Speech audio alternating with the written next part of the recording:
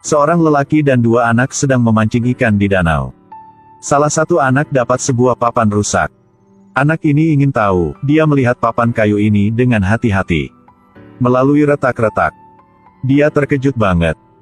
Dia bilang dengan temannya. Dari jauh di laut ada sesuatu sangat aneh. Temannya melihat ke arah jari. Namun dia tidak melihat apapun. Saat itu, bocah ini menjadi takut. Dia bilang dengan temannya. Hal itu hanya bisa terlihat melalui papan kayu ini. Temannya tidak percaya. Dia pikir temannya sedang berbohong.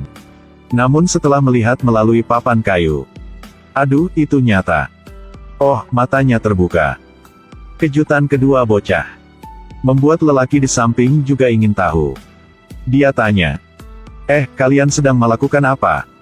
Namun dua bocah itu tidak pedulinya. Mungkin mereka telah melihat sesuatu yang sangat menakutkan. Mereka membuang papan kayu itu lalu melari. Lelaki ini tidak tahu hal apa baru terjadi. Dia pikir anak-anak itu hanya akting aja. Namun dia masih coba melihat melalui papan kayu itu. Dia melihat sesuatu berwarna hitam sedang berada di permukaan air. Namun ketika menurun papan kayu itu, dia tidak melihat apa lagi. Aneh sekali. Mungkin hantu muncul pada pagi hari. Dia melihat sekali lagi. Aduh. Ini apa? Lelaki membuang papan kayu itu dengan penuh takut. Hal itu juga hilang. Hanya ada bau asinan kubis yang samar. Dia masih ingin tahu. Dia melihat melalui papan kayu itu lagi. Sekarang, tubuh raksasa itu muncul banyak tangan. Seperti gigi. Dia masih melihat. Mata raksasa terbuka. Sesuatu meluar dari matanya. Kemudian, dua wajah perempuan muncul. Tentakel berkibar tertiup angin. Lelaki ini takut banget. Dia tidak bisa tutup mulutnya. Dia belum pernah melihat hal seperti ini.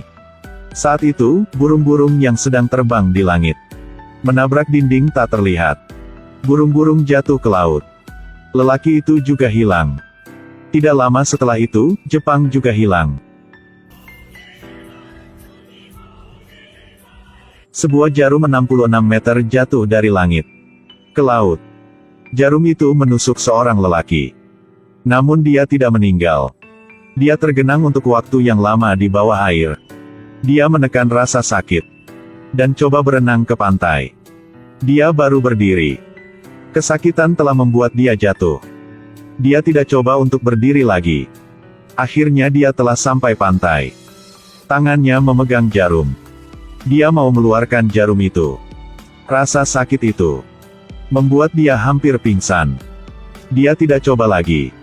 Dia hanya bisa berjalan ke depan. Namun dia baru pergi beberapa langkah aja. Lukanya sakit banget.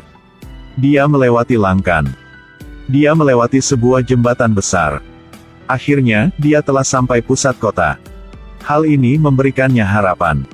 Pada saat-saat terakhir dalam kehidupannya, dia mau bertemu dengan istrinya. Dia menelpon kepada istri. Tidak terduga. Istrinya tidak peduli. Dia hanya bisa menyerah. Dia terus menuju ke arah rumahnya. Istrinya sedang menunggu. Dia melewati terowongan. Lalu sampai kota kaya. Semua orang perhatian padanya. Mereka melihat tubuhnya ditikam. Jadi mereka telah mengelilinginya. Mereka juga main foto. Dan membuat video untuk posting di internet. Tidak lama, dia telah menjadi hal yang dicari paling banyak. Dia ditikam oleh sebuah jarum besar. Dia telah tahan rasa sakit melewati jalan. Dia dapatkan rasa ingin tahu semua orang. Pemerintah juga mengerahkan helikopter untuk live stream. Orang-orang di sekitarnya semakin ramai. Ketika hampir sampai rumah, dia dikelilingi oleh banyak orang.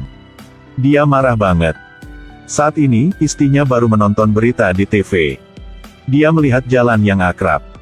Dia tahu suaminya sedang ada di dekat rumah. Dia segera keluar. Dari balkon, dia melihat suaminya sedang menuju ke rumah. Dia segera ke bawah. Ketika dia keluar, suaminya telah muncul di depan. Dia memandang istrinya. Kemudian dia tersenyum. Namun dia takut jarum ini akan membuat istrinya terluka. Jadi dia telah mengurangi kecepatannya. Namun istrinya masih menuju ke dia. Dia memandang istrinya dengan mata yang hangat.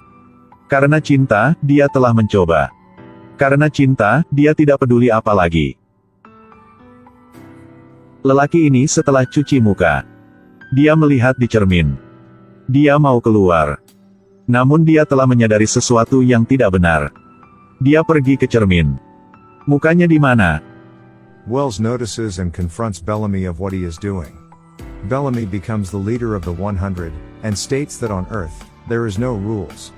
They can do whatever they want. Dia sentuh kepalanya. Apakah cermin ini telah rusak? Dia coba sentuh cermin.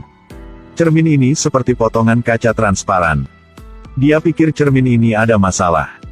Jadi dia telah mengambil cermin lain. Dia melihat lagi. Namun hasilnya masih sama. Tiba-tiba ada ketukan di pintu. Dia takut. Dia bersembunyi di toilet, tidak berani keluar. Sekarang dia tidak bisa bertemu dengan siapa. Dia mengambil gelas melempar ke cermin. Namun gelas itu memukul ke wajahnya. Dia berdiri. Cermin ini lebih aneh. Cermin itu menjadi hitam. Ada sesuatu dalamnya. Dia mendekatkan cermin. Lalu sentuh cermin itu. Jarinya hilang. Dia mau membuang cermin ini. Tidak terduga. Air mengalir di atas kepalanya. Kepalanya masuk ke dalam cermin. Dia tidak bisa percaya. Jadi dia telah coba memasukkan kepalanya ke dalam. Lalu dia membuka mata. Itulah susunan ruang tak berujung. Semuanya hanya berwarna hitam aja. Dia melihat bayangan samar tenggelam di dalam. Hal ini membuat dia takut banget. Dia membuang cermin itu. Dia melihat cermin kecil. Kepalanya telah hilang. Ada air dalamnya. Dia tidak bisa tahan lagi. Ada orang dalamnya. Dia memakai pakaian khusus. Kencangkan tali. Mengambil senter. Lalu dia masuk cermin. Saya mencari sosok orang dari sebelumnya dalam kegelapan. Sangat sulit. Dia baru bisa membantu orang itu. Tidak terduga. Orang itu sama sekali dengannya. Orang itu tidak berkata terima kasih dengannya. Mereka bertarung. Orang itu membuangnya ke dalam cermin. Keduanya bertarung di WC. Dia perlahan kehilangan keuntungannya. Ketika hampir tidak bisa tahan lagi, dia segera meraih sikat toilet. Memasukkannya kepada mulut orang itu. Keren. Masih belum ada orang menang. Mereka coba tetap tenang. Lelaki ini mengambil bir. Penampilan mereka sangat mirip. Cara minum bir juga sama. Keduanya saling minta maaf. Kemudian, dia kembali ke kamarnya. Tidak tahu dia sedang pikir apa. Seorang masuk. Memberikannya sebuah pasak. Dia melihat pasak itu. Kemudian dia gunakan pegangan untuk membuka pintu kamar. Dia atas tempat tidur ada sebuah gaun berwarna hijau. Lelaki ini duduk di tempat tidur. Dia mengambil gaun itu dan menangis. Dia melihat gambar di dinding. Itulah waktu senang dengan istrinya. Semua telah jelas. Istrinya meninggal karena tenggelam. Tapi dia tidak menyelamatkannya tepat waktu. Dia sangat menyalahkan dirinya sendiri. Sejak istrinya meninggal, dia belum masuk kamar ini. Bahkan gagang pintunya dilepas. Dia pernah berpikir untuk bunuh diri. Namun karena terlalu gemuk, talinya putus. Tidak bisa meninggal. Dia tidak bisa melihat wajahnya dalam cermin. Karena dia tidak mau menghadapi orang yang tenggelam dalam cermin. Karena tidak berani menghadapi nyata diri lain yang secara bertahap menuju jurang maut. Keduanya bertarung. Itu adalah simbol kontradiksi di hatinya. Dia mau hidup lagi. Namun dia merasa kehidupan ini sedih banget. Pada titik ini pria itu menoleh. Diri lainnya telah hilang. Dia melihat cermin. Dia telah melihat wajahnya. Semua telah menjadi normal. Dia tidak bersembunyi lagi. Dia akan taruh semua tentang istrinya dalam hati. Kehidupannya akan cerah lagi. Film ini bernama Rocky Roku The Promise of the Witch. Kedengarannya tidak masuk akal, tapi masuk akal. Film ini saran kita. Tidak peduli apa yang telah kamu lalui. Maka kamu harus berani menghadapi. Hanya ketika kamu menerima dirimu sendiri. Hanya dengan begitu kita dapat terus menjalani kehidupan yang baik.